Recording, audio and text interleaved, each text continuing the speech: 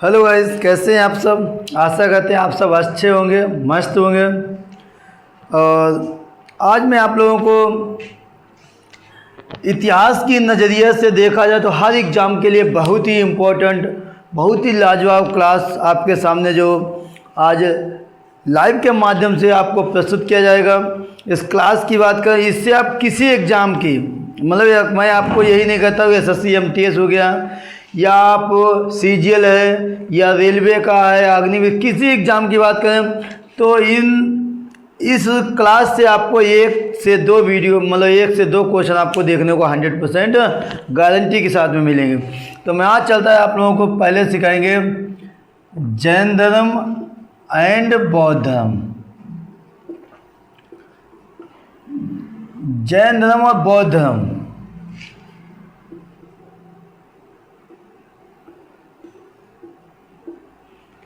ठीक है, ये दोनों क्लास ही इतिहास की नज़र से देखा जाए तो बहुत ही रोचक क्लास हैं, बहुत इम्पोर्टेंट हैं। तो जैसे जैन धर्म की बात की जाए तो बौद्ध धर्म को थोड़ी देर के लिए मिस करते हैं और आपके सामने जो है जैन धर्म की बात करते हैं। बौद्ध धर्म को हटा करके जैन धर्म की बात की जाए, जैन धर्म जो है बौद्ध धर्म से भी पुराना है। ईसा पूर्व जानते हैं आप लोग, जैसे ये पैमाना मान लो, ये 0 वर्ष ईसा मसीह के जन्म को मान लिया ईस्वी। इससे पहले जो घटनाएं हुई थी ईसा पूर्व में, किसमें हुई थी, और आज का जो है ईस्वी चल रहा है। क्या चल रहा है? जैसे मोदी जी का जन्म ईस्वी में हुआ है, महात्मा गांधी का जन्म ईस्वी में हुआ है, डॉक्टर BR अम्बेडकर का जन्म, और इससे पहले जो हुआ था जैसा सिकंदर भारत आया था ईसा पूर्व में आया था। कब आया था? गजनी ईस्वी में आया था। तो ये 0 वर्ष से पहले की बात है।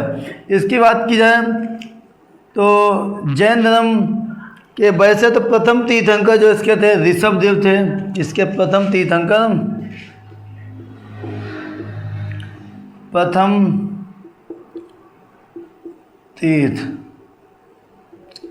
प्रथम तीर्थकार जो थे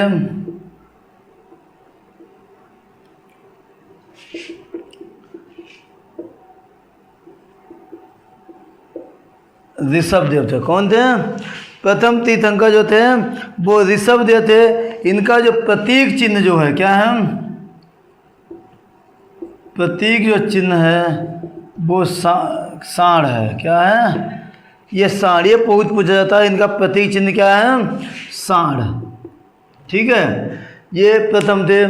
उसके बाद 23वें जो थे पार्श्वनाथ। कितने थे? 23वें जो तीर्थंकर थे वो थे आपके पार्श्वनाथ। 23वें इनका था जो प्रतीक चिन्ह, इनका जो था सर्प था। क्या था? सर्प था। जो उसके बाद जो वास्तविक संस्थापक की बात की जाए,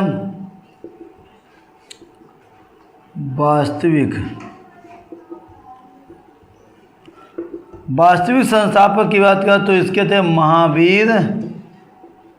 अब यहाँ से बात जो है इसकी रोचक हो जाएगी। रोचक की बात यह है जो वास्तविक, जैसे किसी ने कोई काम किया है वो ट्रेंडिंग में नहीं रहा, लेकिन विधिवत रूप से जो ट्रेंडिंग में आया तब उसे वास्तविक संस्थापक कहा जाता है। क्या नीचे तक का क्लास दिख रहा है आप लोगों को? क्लियर आ रहा? नीचे का कट तो नहीं रहा? चलिए ठीक है। अब बात आती है स्वामी मतलब महावीर स्वामी। इनका जन्म 540 ईसा पूर्व में होता। कब हुआ था? 540 ईसा पूर्व में इनका जन्म हुआ था। इनका जो वास्तविक नाम, जो जिनका बचपन का नाम जो था वर्धमान। क्या नाम था? इनका जन्म का जो नाम था वो इनका नाम वर्धमान था। वैसे इनका जन्म 540 ईसा पूर्व कुंडग्राम वैशाली में हुआ था। कहाँ हुआ था? कुंडग्राम वैशाली में। ठीक है, जन्म इनका हुआ था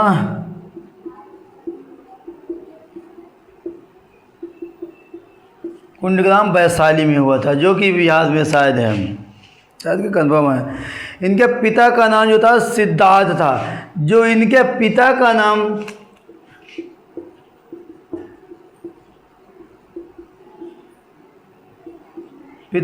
सिद्धार्थ था। क्या नाम था? सिद्धार्थ था। इनके पिता का नाम सिद्धार्थ, जो जातक कुल के, और माता का नाम जो था तसला था। माता तसला था। क्या नाम था माता जी का नाम? इनकी माता का नाम तसला था, जो लिच्छवी राजा चेटक की बहन थी। लिच्छवी राजा चेटक की बहन थी। महावीर स्वामी की बात की जाए, जे इन्होंने था बौद्ध धर्म को, मतलब जैन धर्म को बहुत ज़्यादा प्रचार प्रसार किया। और इनका बचपन का नाम सिद्धार्थ मतलब वर्धमान था। पिताजी का नाम सिद्धार्थ था, माता का नाम तेसरा था। और इनकी जो पत्नी थी, पत्नी नाम यशोदा था। क्या नाम था? पत्नी जो थी यशोदा। इनकी पत्नी का नाम यशोदा था। इनकी एक पुत्री थी, पुत्री का नाम प्रियदर्शनी है।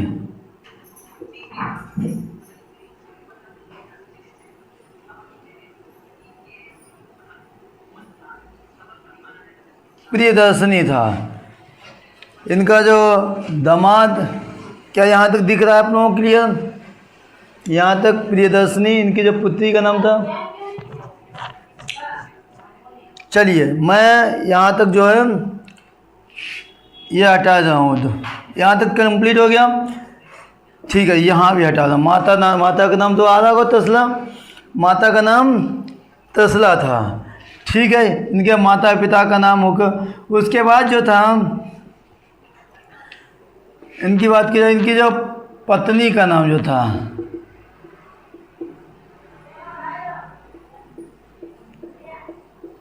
यशोदा था, और पुत्री का नाम था प्रियदर्शनी।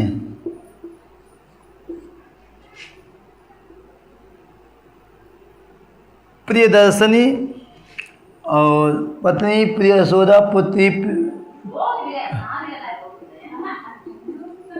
दामाद जामिल।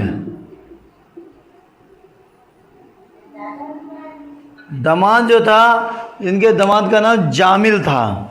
क्या नाम था? और वो इनके पहले शिष्य भी बनेंगे। और आगे जो है जामिल यानी कि पत्नी यशोदा, पुत्र मतलब पुत्री प्रियदर्शनी, इसे अनुजा भी बोलते हैं।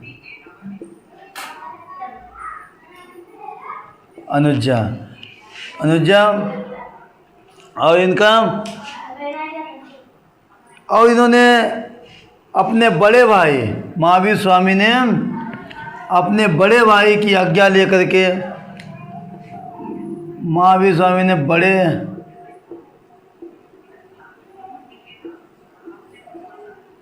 भाई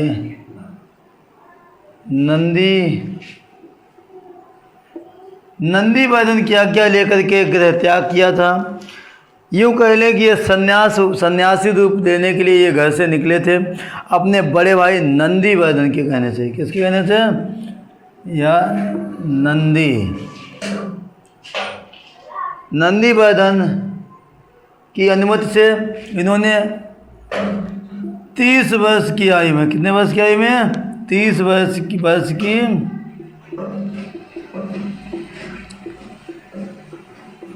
गृह त्याग किया था। 30 वर्ष की आयु में इन्होंने गृह त्याग किया था। और गृह त्यागने के बाद ये जो थे महाविद्या जाम्बिक के समीप,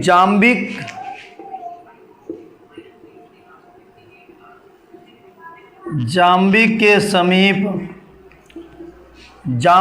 समीप रिजपालिका नदी के तट पर, जाम्बिक के समीप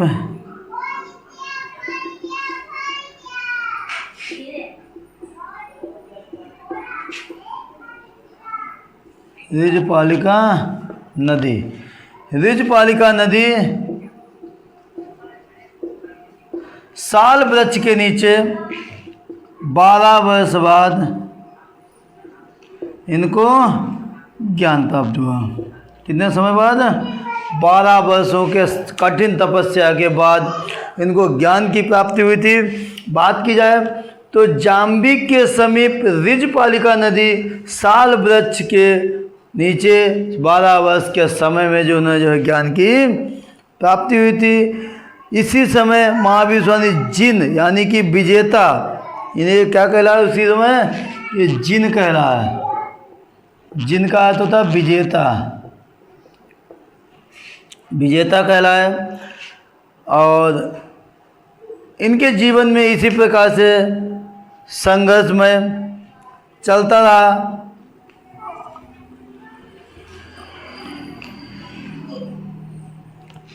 महावीर स्वामी ने जो थे, इनके जो धर्म आगे जो चल करके 2 समुदाय में बट गया था। जैन धर्म कितने समुदाय में बटा था? जैन धर्म 2 समुदाय में बचा था। कितने समुदाय में? श्वेतांबर और दिगंबर। श्वेतांबर वो होते हैं जो सफ़ेद वस्त्र धारण करते हैं, अर्थात साधु संत। हालांकि कुछ संत भगत जो रंगीन वस्त्र, लेकिन इनके जो थे जैन धर्म वाले जो थे वो सफ़ेद वस्त्र धारण करते थे।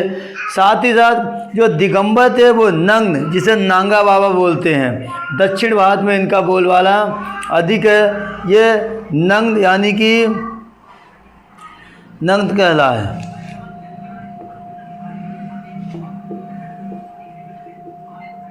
श्वेतांबर दिगंबर, श्वेतांबर और दिगंबर।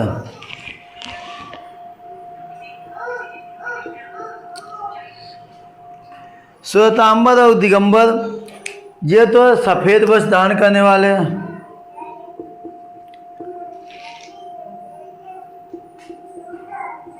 सफ़ेद वस्त्र अर्थात भद्रभाव के शिष्य, और ये दिगंबर नंग।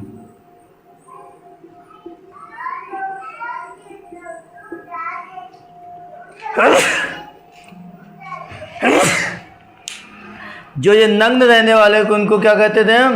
दिगंबर। जो दक्षिण भारत में ज़्यादातर इनका बोलबाला है। श्वेतांबर जैन धर्म के तीर्थ, जैन धर्म के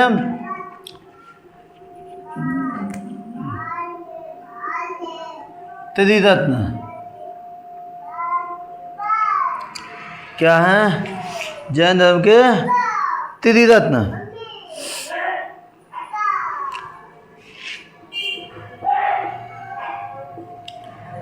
नंबर 1, नंबर 2, नंबर 3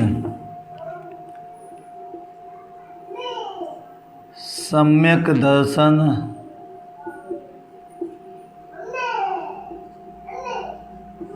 सम्यक ज्ञान,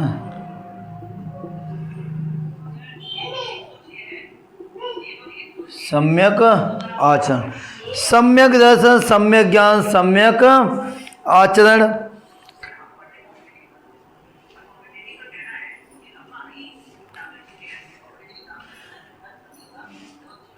ठीक है। और इनकी जो थी सम्य यानी कि 3 जो है सकते हैं। और इनके ज़्यादातर पूजा प्रतीक चिन्ह इनका पूजा जाता है। महावीर स्वामी का प्रतीक चिन्ह हमने क्या बताया? सिंह।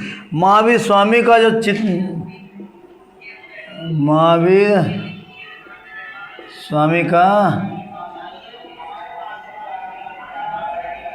प्रतीक चिन्ह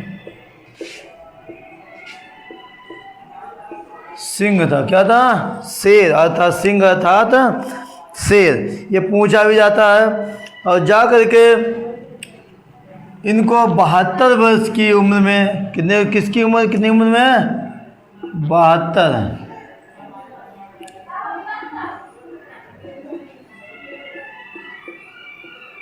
72 वर्ष की आयु में, 72 वर्ष की 468 ईसा पूर्व में, 468 ईसा पूर्व में 400 पावापुरी बिहार, पावापुरी बिहार में इनकी मृत्यु हो गई।